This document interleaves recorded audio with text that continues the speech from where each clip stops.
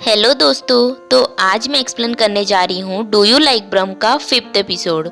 Episode के starting में जब जुनयोंग उस कॉन्सर्ट के क्राउड में जोंगक्योंग को देखता है तब वो अपना डिसीजन चेंज कर देता है और वो ट्राई मेराई के जगह चैंपियंस बैलेट नंबर 3 प्ले करने को बोलता है। जिसके बाद वो कॉन्सर्ट खत्म होता है और जुनयोंग जोंगक्योंग के साथ बात करने के लिए उसके पास आता है और तभी वहां से सोंगा चली जाती है। और फिर वहां जोंगक्योंग जुनयोंग को बोलती है कि मुझे तुमसे आज ट्राई मेराई सुनना था। तुमने जब बोला था कि तुम उस प्ले को कभी भी प्ले नहीं करोगे तब मुझे बहुत बुरा लगा था। तब जुनयोंग बोलता है कि ट्राई मेराई सभी दूसरे प्ले की तरह ही एक प्ले है, इसीलिए मैं उसे बजाऊं कि नहीं इससे लेके तुम्हें कुछ बुरा नहीं लगना चाहिए। तब जोंगक्योंग बोलती है कि तुम्हारे लिए ये प्ले कोई स्पेशल मायने नहीं रखता है। क्या मैं अभी तुम्हारे लिए कोई मायने नहीं रखती हूँ? तब जुनयोंग बोलता है कि पहले तुम मेरे लिए बहुत मायने रखती थी और मैं हमेशा तुम्हारे बारे में सोचता रहता था कि तुम मेरे बारे में क्या सोचती होगी, पर अब ये सब कुछ बदल चुका है और अभी ऐसा कुछ भी नहीं है। और जुनयोंग वहाँ पे बोल रहा होता है तभी अचानक से जोंगक्योंग जुनयोंग को आई लव यू बोल देती है और बोलती है कि मैं तुमसे बहुत प्यार करती हूँ। तब जुनयोंग बोलता है कि तुम ऐसा मत करो, ऐसा नहीं हो सकता है। तब जोंगक्योंग बोलती है कि मैं उससे ब्रेकअप कर लूंगी क्योंकि मुझे पता है कि तुम किसी को भी दर्द नहीं दे सकते, इसीलिए मैं ये सब कुछ हैंडल कर दूंगी, बस तुम मुझे एक मौका दे दो। मैं जानती हूँ कि तुम भी मुझसे बहुत प्यार करते हो। तब जुनयोंग उसे ऐसा करने से मना करके वहाँ से चला जाता है। फिर जुनयोंग जब सोंगा के साथ घर वापस जा रहा होता है तब वो सोंगा को बोलता है कि कभी कभी मुझे लगता है कि टैलेंट ना होना एक ब्लेसिंग है।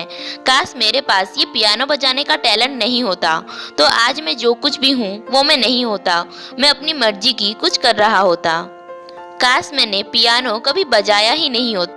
तब सोंगा वहाँ पे गुस्सा हो जाती है और बोलती है कि तुमने अभी अभी स्टेज में कितना अच्छा बोला था और तुम अब ऐसा क्यों बोल रहे हो? तुम्हें खुद अपनी ही टैलेंट की फिक्र नहीं है। तुम्हें पता भी है कि कैसे लगता है जब कोई बिना टैलेंट का इंसान अपने सपने को पूरा करने के लिए बहुत मेहनत करता है पर फिर भी वो हमेशा सबसे पीछे रहता है।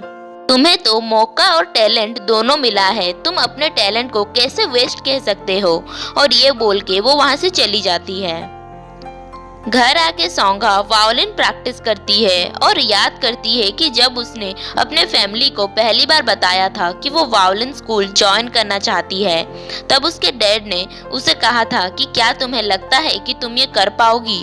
क्या तुम्हें वायोलिन सीखने का जज्बा है? सुबह यूनहो अपने वायोलिन ठीक करने के लिए दोंगयुन के शॉप पे आता है और फिर वो दोनों साथ में बात करते हैं। तब वहाँ पे यूनहो दोंगयुन को पूछता है कि तुम तो कितना अच्छा वायोलिन बजाते हो पर तुमने वायोलिन बजाना क्यों छोड़ दिया?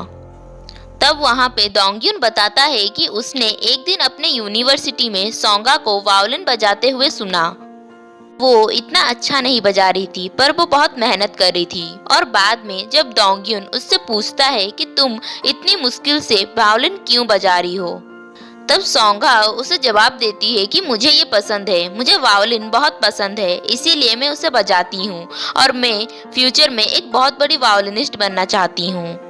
और तब मैंने सोचा कि मुझे वायोलिन बजाने में कोई इंटरेस्ट नहीं है, मैंने पहले इसे जबरदस्ती शुरू किया था, इसीलिए मैंने उसे छोड़ दिया और एक शॉप खोल लिया। नेक्स्ट सीन में जुनयोंग के सर का एक कॉन्सर्ट होता है जहाँ पे जुनयोंग भी उस कॉन्सर्ट को अटेंड करने के लिए गया हुआ होता है और वहाँ सोंगा सब कुछ अरेंज कर रही होती है और उस कॉन्सर्ट की जो मेन वायोलिनिस्ट होती है वो अपना शू नहीं लाई होती है जिसके वजह से सोंगा अपना खुद का शो निकाल के उसे दे देती है और वो स्टेज से दूर बहुत बाहर खड़ी होती है।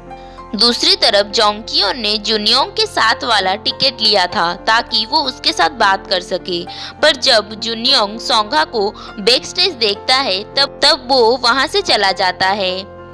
बैक स्टेज सोंगा उस वायोलिनिस्ट की बात को याद कर रही होती है और बहुत उदास हो रही होती है जब उस वायोलिनिस्ट ने उसे कहा था कि ये तो मेरे क्लास में थी मेरे साथ, पर अभी तक ग्रेजुएट नहीं हुई है और ये हमेशा हमारे क्लास में लास्ट आती थी और अभी यहाँ पे इंटर्नशिप कर रही है।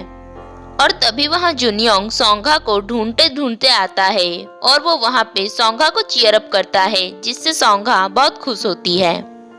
इस तरफ जोंगक्योन और ह्यूनहो एक दूसरे से मिलते हैं, जहाँ पे जोंगक्योन ह्यूनहो से कुछ बोलना चाहती होती है, पर ह्यूनहो उसके बातों को अवॉइड कर रहा होता है और वो यहाँ वहाँ की बातें बोल रहा होता है और वो उसे फाइनली बोलता है कि हम दोनों इतने सालों से एक दूसरे के साथ हैं, तो ये सब कैसे हो सकता है। मुझे समझ में नहीं आ रहा है कि मेरी गलती कहाँ पे थी। तुम अगर खुद को टाइम देना चाहती हो तो ठीक है, पर तुम मुझे छोड़ के मत जाओ। तब जोंगक्योन बोलती है कि हम साथ में नहीं रह सकते हैं। हम साथ में नहीं रह सकते हैं, हम एक दूसरे के लिए नहीं बने हैं, और ये बोल के वो वहाँ से चली जाती है। अगले सीन में मिनसियोंग दोंगयुन से मिलने जाती है और वो उसे बोलती है कि मैं तुमसे बहुत प्यार करती हूँ और मैं वापस से तुम्हारे साथ रहना चाहती हूँ। तब दोंगयुन बोलता है कि मैं इसका जवाब कुछ नहीं दे सकता, बस मैं ऐसे बिहेव करूँगा कि जैसे मैंने तुम्हें कभी सुना ही नहीं है। ये सुन के मिनसियोंग को बहुत बुरा लगता है और वो वहाँ पे रोने लगती है और फिर वो वहाँ से चली जाती है। फिर सुबह मिनसियोंग सोंगा से मिलती है और उसे बताती है कि उसने दोंगयुन को उसकी दिल की बात बताई और फिर दोंगयुन ने उसे रिप्लाई में क्या बोला और बोलती है कि मैंने कभी नहीं सोचा था कि दोंगयुन के साथ मेरा रिश्ता ऐसे हो जाएगा। मैं उसके लिए कोई मायने नहीं रखती। उसने मुझे मेरे लाइफ में सबसे ज्यादा दर्द दिया है। और ये सब सोंगा सुन के बहुत उदास होती है। इस तरफ जोंगक्योन अपने नानी को उसके और ह्यूनहो के ब्रेकअप के बारे में बताती है, जिसे सुन उसकी नानी उसे कोई भी रिएक्शन नहीं देती है। और सुबह जोंगक्योन की नानी ह्यूनहो से मिलने जाती है, जहाँ पे ह्यूनहो अपने पापा के कन्वीनियंस स्टोर में काम कर रहा होता है और वहाँ जोंगक्योन की नानी उसे उनकी यूनिवर्सिटी में एक प्रोफेसर की पोजीशन ऑफर करती है, जिसे लेने से ह्यूनहो मना कर देता है और बोलता है कि इस पोजीशन की असली हकदार जोंगक्योन है और मुझे नहीं लगता है कि मैं इसके कैपेबल हूँ। तब नानी बोलती है कि तुम अपने आप को इतना कम मत समझो, मैंने तुम्हारे म्यूजिकल कैपेसिटी को देखा है। तब ह्यूनहो बोलता है कि ठीक है, मैं इस पोजीशन के लिए ट्राई करूँगा। नेक्स्ट सीन में मिस चा सोंगा के वायोलिन टीचर से मिलती है और उन्हें बताती है कि आपके दोनों स्टूडेंट्स हमारे यहाँ एज ए इंटर्न काम कर रहे हैं।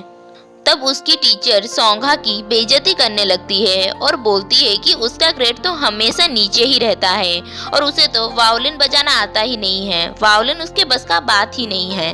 और चलो, अभी वो कुछ तो काम कर रही है, मुझे तो लगा था उसका बस का कोई भी काम नहीं है। रात में जुनयोंग सोंगा को कॉल करता है और उससे बातें करता है और उससे पूछता है कि क्या तुम कल बिजी हो, क्यों ना हम दोनों कल रात साथ में डिनर करें। ये सुन सोंगा भी बहुत खुश हो जाती है और वो उसे खुशी खुशी हाँ बोल देती है। फिर सुबह जब जुनयोंग बैंक जाता है तब उसे वहाँ पे पता चलता है कि उसके बैंक अकाउंट में सारे पैसे खत्म हो गए हैं। जिसके बाद जुनयोंग सोंगा के पास जाता है और फिर वो दोनों साथ में डिनर करने जाते हैं और डिनर के बाद वो दोनों साथ में वॉक करते हैं और वॉक करते करते जुनयोंग सोंगा को बोलता है कि मुझे जब भी लो फील होता है मैं तुमसे बातें करता हूँ, तब मेरा पूरा दिन अच्छा जाता है और मैं जब भी खुश होता हूँ मैं हमेशा तुम्हें याद करता हूँ।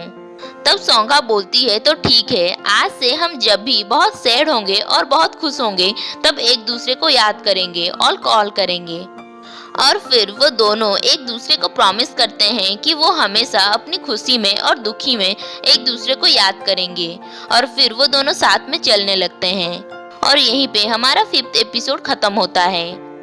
अगर आपको ये वीडियो अच्छा लगा तो प्लीज लाइक, शेयर एंड मेरे चैनल को सब्सक्राइब करें। Thanks for watching.